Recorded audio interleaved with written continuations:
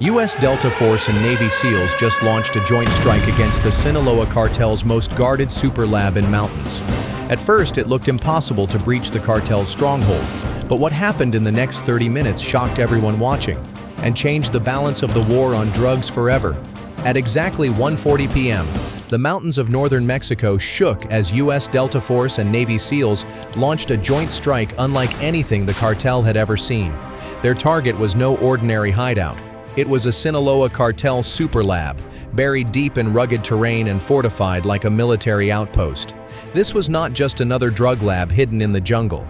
It was the crown jewel of the cartel, a sprawling complex of concrete bunkers, chemical vats, reinforced guard towers, and underground storage tunnels.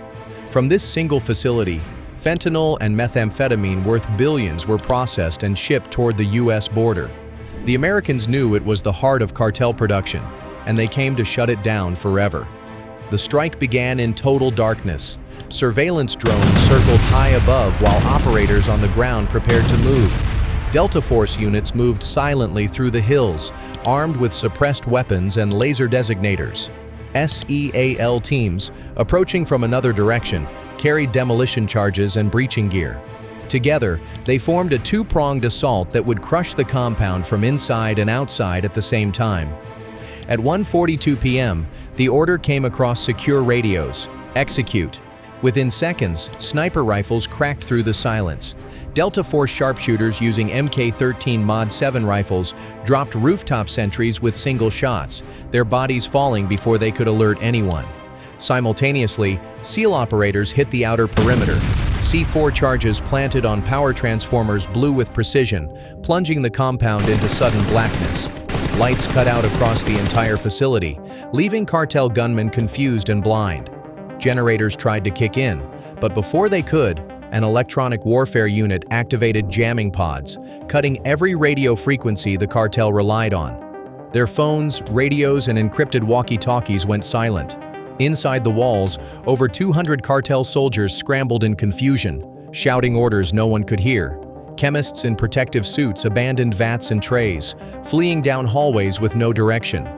The attack was fast, coordinated, and merciless.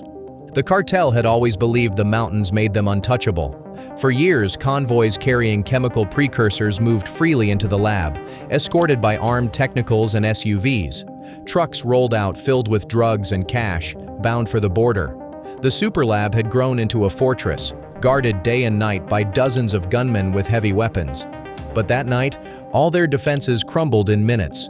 The Americans had studied the compound for weeks, tracking movements, identifying weak points, and preparing the perfect strike plan. At 1:45 p.m., the first major explosion ripped through an ammo dump on the northwest side, lighting the sky with a fireball. The cartel's fortress was now a battlefield, and U.S. Special Forces were already inside its walls. For weeks leading up to the strike, U.S. intelligence had been watching the Sinaloa Cartel's every move. The National Reconnaissance Office, NRO, tasked satellites to track convoys climbing into the mountains. Every day, trucks loaded with barrels, sacks of chemicals, and industrial mixers traveled the same dirt road, escorted by armed SUVs. Through infrared imagery, analysts confirmed the shipments carried key precursors for fentanyl and meth, chemicals purchased on the black market and funneled into the super lab. On the other side of the mountain, MQ-9 Reaper drones circled quietly, relaying live video to command centers thousands of miles away. The evidence was overwhelming. This single facility was producing hundreds of millions in narcotics every month, fueling overdoses across the United States. The CIA played a critical role in laying the groundwork. Embedded sources in Mexico provided maps of the compound, descriptions of its bunkers, and schedules of guard rotations. Cartel chemists, many recruited under threat, were forced to work around the clock under the watch of armed men. One source described massive underground chambers filled with drums of liquid precursors, each chamber protected by reinforced steel doors. The intelligence picture was clear. The super lab wasn't just a drug-making site, it was a fortress. The Americans knew this was the perfect time to strike. Planning took place inside secure U.S. bases. Delta Force units studied satellite imagery, memorizing every corner of the compound. Navy SEAL teams ran rehearsals on mock-ups built to replicate the lab's structures. Each operator knew his job, from breaching tunnels to clearing chemical storage rooms. Air support was layered into the plan. F-15E Strike Eagles were on standby to hit hardened bunkers. AC-130 gunships prepared to cover operators with precision fire, and Apaches were ready to cut down cartel reinforcements if they tried to counterattack. What made the mission even more urgent was the cartel's growing ambition.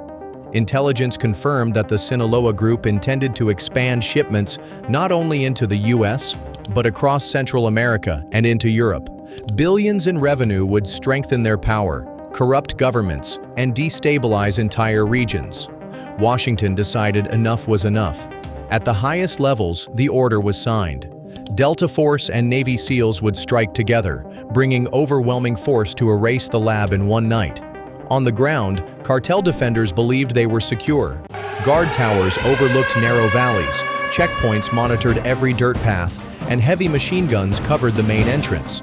The compound's walls were thick concrete, designed to absorb small arms fire and even RPG blasts. But none of that mattered against the precision and coordination of American special operations.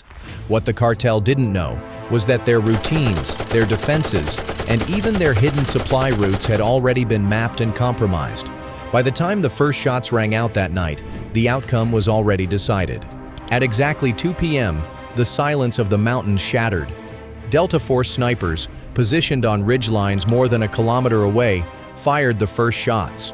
Equipped with Mk-13 Mod 7 rifles, they eliminated cartel lookouts posted on rooftops and towers. One by one, the spotters went down, their radios going silent. At that same moment, Navy SEAL demolition teams planted C4 charges on the facility's main transformers. With a synchronized detonation, the entire compound went dark. Floodlights flickered out, generators died, and security cameras froze. The cartel's fortress was suddenly blind, just as US operators wanted. Inside the compound, confusion spread instantly. Gunmen scrambled through the dark, firing blindly into shadows, unsure of where the enemy was. But their radios provided no coordination. SEAL electronic warfare specialists had already activated jamming systems that drowned out cartel communications. Shouts and panic replaced any organized defense. Cartel commanders tried to rally their men, but they had no idea where the attack was coming from. Moments later, the Air Force made its entrance. At 18,000 feet, F-15E Strike Eagles released GBU-39 small-diameter bombs on pre-selected coordinates. The first impacts obliterated outer bunkers and ammunition stores. Secondary explosions erupted as stockpiled rounds ignited, sending shockwaves across the valley. Minutes later, an AC-130 gunship opened fire. Its 105mm howitzer and 40mm cannons shredded guard towers and pickup trucks with mounted DSHK machine guns. The night sky turned red with tracers and fireballs, each blast cutting deeper into the cartel's defenses. On the ground, Delta Force advanced with precision. Operators moved in small teams, breaching outer walls with explosive charges.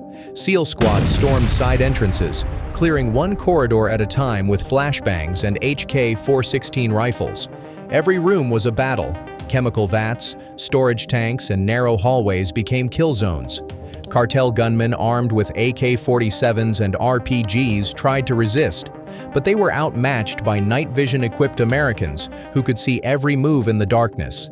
Within minutes, the attackers had taken control of 40% of the compound. Cartel reinforcements attempted to rush in from nearby roads, but Delta Force had already prepared the kill zone. Claymore mines and M777 howitzer fire tore convoys apart before they could even reach the perimeter. At the same time, AH-64 Apache gunships swooped in low, launching Hydra 70 rockets into fleeing vehicles. Survivors abandoned their trucks and scattered into the hills, only to be hunted by drones overhead. The cartel thought their fortress was untouchable, but within the first 15 minutes of contact, their command structure collapsed. Snipers had silenced leaders, gunships had shredded defenses, and SEALs were already inside the lab itself. Every second, the Americans pushed deeper. For the cartel, what had begun as confusion was quickly turning into full-scale annihilation. By 2:05 p.m., The super lab was collapsing under non-stop pressure. Fires raged across chemical vats, explosions tore through fuel drums, and the once heavily guarded compound was reduced to chaos. Delta Force squads advanced deeper into the main processing halls, securing labs where fentanyl was cooked in industrial-scale mixers. SEAL operators cleared dormitories and storage rooms, moving floor by floor with ruthless efficiency. Resistance grew weaker by the minute. Cartel fighters, cut off from command and terrified by the devastation, dropped their rifles or tried to hide among the machinery. In the cargo hold of the main warehouse, Team Bravo made a critical discovery: stacked crates filled with cash, chemicals, and precursor shipments bound for the U.S. border. Intel officers on site estimated hundreds of millions of dollars in product, while some cartel gunmen made desperate last stands with RPGs and heavy machine guns. Their shots went wide in the smoke-filled air. Each attempt at resistance ended in seconds, suppressed by controlled bursts from HK-416 rifles and the thunder of suppressed carbines. Outside, the Air Force tightened the noose. A second wave of B-52 bombers launched AGM-158J ASSM missiles at escape tunnels carved into the hillsides. One by one, the tunnels collapsed in fire and rubble, trapping fleeing cartel gunmen underground. Overhead surveillance drones confirmed no vehicles or individuals escaped the perimeter alive. At the same time, AC-130 gunships circled overhead, ensuring that any reinforcement convoy or armed group approaching the valley would be annihilated long before they reached the battle. Hostage rescue was the priority now. SEAL squads breached a locked containment area and found 42 civilians who had been forced to work under armed guard. Many were dehydrated and injured, but all were alive. Guards who tried to use them as human shields were eliminated instantly by precision fire. Within minutes, medical operators stabilized the captives, preparing them for evacuation by helicopter. For the hostages, months of captivity ended in a flash of gunfire and rescue. By 2:30 p.m., resistance ended. The cartel's super lab, once described by Mexican intelligence as a fortress with its own army, was nothing but burning rubble. Over 150 cartel fighters were confirmed gone, 70 more captured, and several high-ranking lieutenants taken alive for interrogation. Delta Force seized encrypted computers, ledgers, and comms gear, offering a treasure trove of intelligence for future operations. In the rubble, U.S. forces discovered tons of fentanyl precursors worth more than $500 million on the U.S. black market, along with crates of cash set aside for cartel expansion. For Washington, it was total victory. For the cartel, it was their worst defeat in years.